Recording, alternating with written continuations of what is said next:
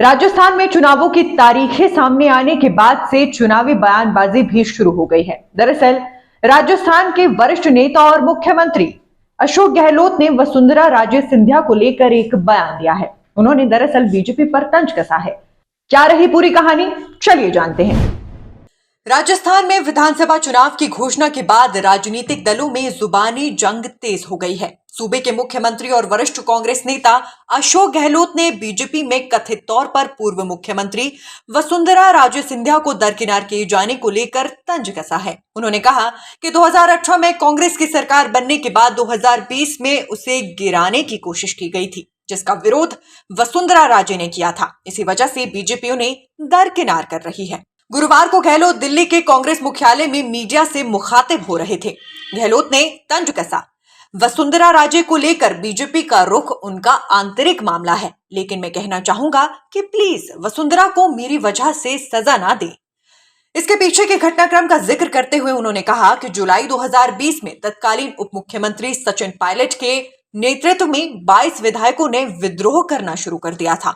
हालांकि हालात को संभाल लिया गया था और अंत में बागी विधायकों ने सरकार का समर्थन जारी रखा था।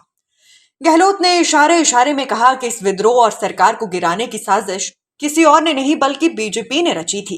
लेकिन सूबे में पार्टी के दो बड़े नेताओं वसुंधरा राजे सिंधिया और कैलाश मेघवाल ने सरकार गिराने का समर्थन नहीं किया था।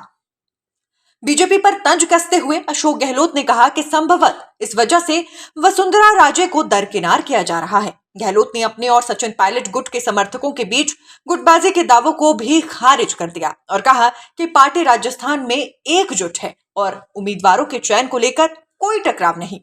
आपको बता दें कि राजस्थान विधानसभा चुनाव के लिए बीजेपी और कांग्रेस के बीच राजनीतिक रस्साकसी शुरू हो गई है। सूबे के मुख्यमंत्री का चेहरा घोषित करने को लेकर बीजेपी के केंद्रीय नेतृत्व से लगातार मांग की जा रही है। दरअसल 2018 से लेकर आज तक कभी कांग्रेस की ओर से अशोक गहलोत तो कभी बीजेपी की ओर से वसुंधरा राजे ने सबसे ज्यादा मुख्यमंत्री के तौर पर सरकार का नेतृत्व किया है। पिछली बार 2018 में पहले वसुंधरा राजे सिंधिया के मुख्यमंत्री रहते हुए उनके खिलाफ पार्टी नेताओं और कार्यकर्ताओं की नाराजगी सामने आई थी। आरोप लगे थे कि उन्होंने जन भावनाओं को दरकिनार किया था। 2018 विधानसभा चुनाव की हार का ठीकरा भी उन्हीं के सर फोड़ा गया था। एक बार फिर जब राज्य में चुनाव हो रहे हैं तो उन्हें ही दोबारा मुख्यमंत्री का चेहरा घोषित करने की मांग की जा रही थी। वसुंधरा के समर्थकों ने वसुंधरा राजे समर्थन मंच का गठन भी किया है। इसके जरिए मुख्यमंत्री का चेहरा घोषित करने की मांग की जा रही है। हालांकि बीजेपी की ओर से वरिष्ठ नेता राजनाथ सिंह ने स्पष्ट कर दिया है कि एक पद पर एक ही व्यक्ति को लंबे समय तक बनाए रखना पार्टी की परिपाटी नहीं है।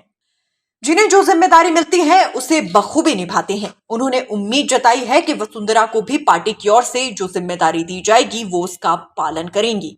Nation speaks bureau report.